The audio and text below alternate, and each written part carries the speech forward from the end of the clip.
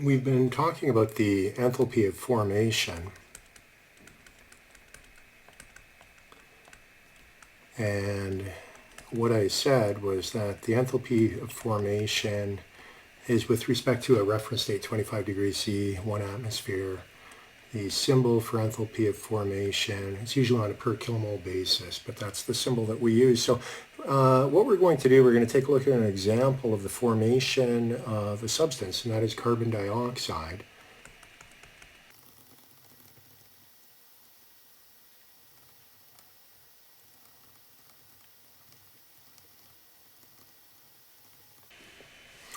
So this is the system that we'll be analyzing, and what we can see is that we have on the inlet, we have a carbon stream and we have a diatomic oxygen stream. Both of those, notice, are at 25 degrees C, 1 atmosphere. And on the product side, so what's coming out of this vessel, whatever it be, it's a steady flow system, would be carbon dioxide, and again it is at 25 degrees C, 1 atmosphere. And consequently, the change of enthalpy, and just normal enthalpy, they're all at the base state, 25 degrees C, so your products and your reactants. And we have heat coming out of our system. So what we're going to do, we're going to begin by applying the first law to the system. So that is the first law. Now to begin with, this is a fixed vessel, no moving walls, steady flow process. Consequently, there is no work, and we can cancel that out. It's not moving anywhere, so there's no kinetic energy, nor is there any change in potential energy, so we can neglect those components. So what we're left with for the first law is basically just the heat change is equal to the change in enthalpy of the product stream minus the enthalpy of the reactant stream.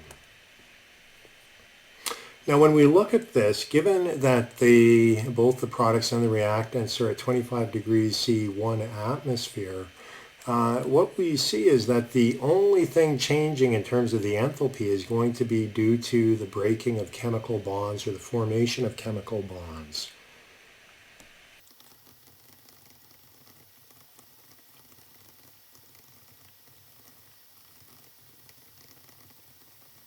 So the only thing causing a change in the enthalpy I had mentioned between the products and the reactants is the enthalpy of formation, and that accounts for the change in chemical bond energy. So let's proceed and take a look at the enthalpy of formation for the products and the reactants that we have. So on the product side, we had carbon dioxide.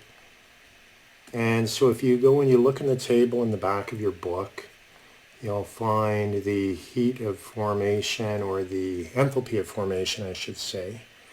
And for CO2,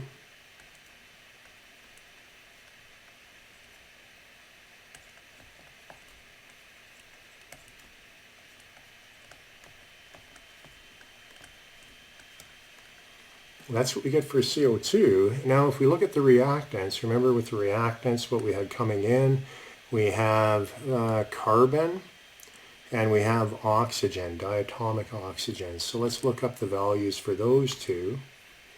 So first of all, for carbon,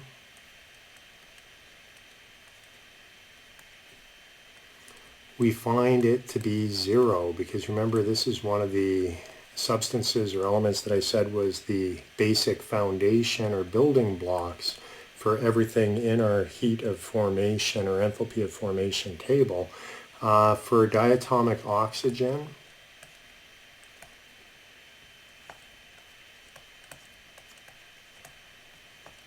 and so those are the ones that we have for our reaction.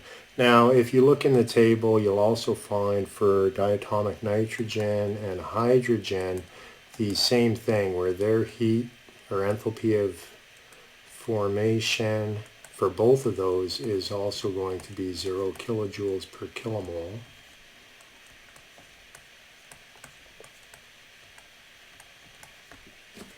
So what does this mean? What it means is the above process that we were looking at, We have elemental carbon reacting with oxygen. That's the oxidation reaction, and it's characterizing actually combustion of carbon into carbon dioxide. And when you go through that combustion process, you have a heat release, and that is noted with the heat coming out that we see in our schematic there. So the above process represents oxidation of carbon.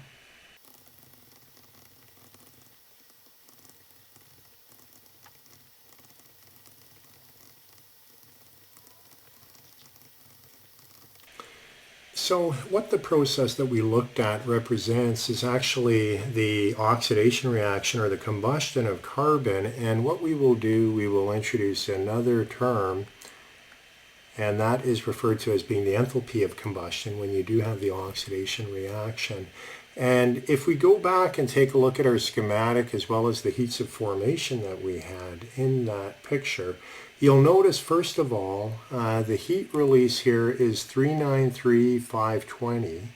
Now let's take a look at the heat of formation for carbon dioxide. It's the exact same number. However, it's negative, and the reason why it's negative is because remember, for a system we said heat leaving the system would be negative, and consequently it's accounting for the fact that heat is leaving. So the heat of formation is identical to the heat that we see coming out, and that's because what we have here is the combustion or the oxidation reaction of elemental carbon. So with that, what we can write is we can say that the heat of combustion, or the enthalpy of combustion,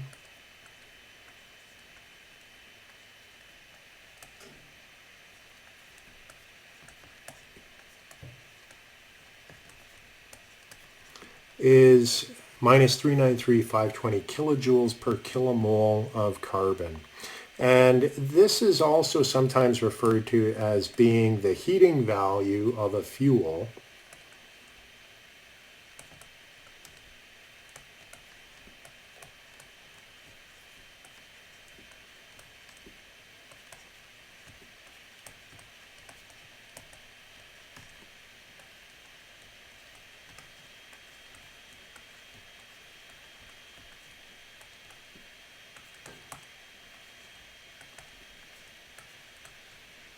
So if you were to take the absolute value of your heat of combustion, that would be equal to the heating value. Usually heating values will be expressed in terms of per kilogram, and so you'd have to include the molar mass in order to convert the per kilomole to per kilogram, but it'd be kilojoules per kilogram.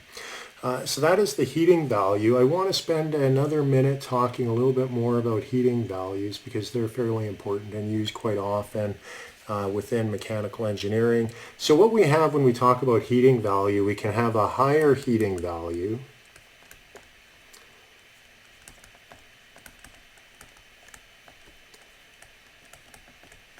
and it is given the symbol HHV, and you'll find tables with higher heating values.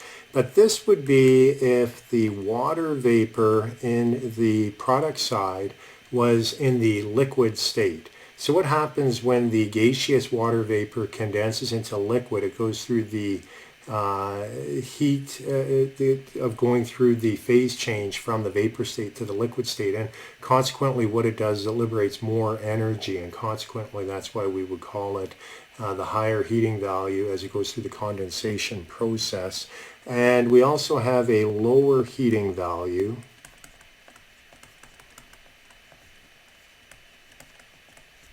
and it is given the symbol LHV, and that would be where the water in the product side remains in the gaseous state or the vapor. And so you can convert from higher heating value to lower heating value using a very simple equation.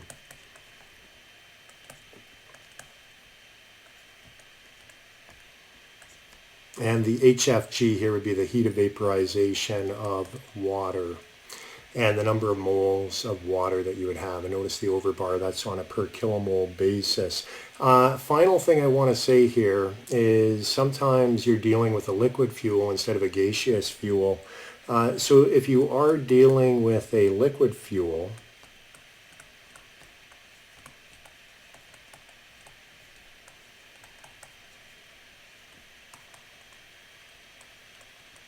So for example, if you're dealing with standard gasoline like you'd burn in an internal combustion engine operating on the Otto cycle, you have to vaporize that liquid first, and that takes energy to do so.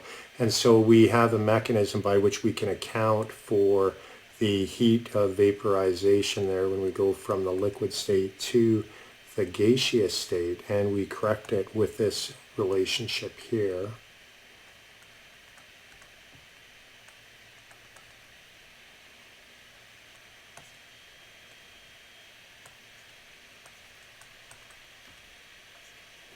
So depending on the values that you might have in your table may have the fuel that is going through the reaction, the enthalpy of formation for it in the gaseous state, and if you're dealing with a liquid, then you would correct it by knowing the heat vaporization for that particular substance or for your fuel.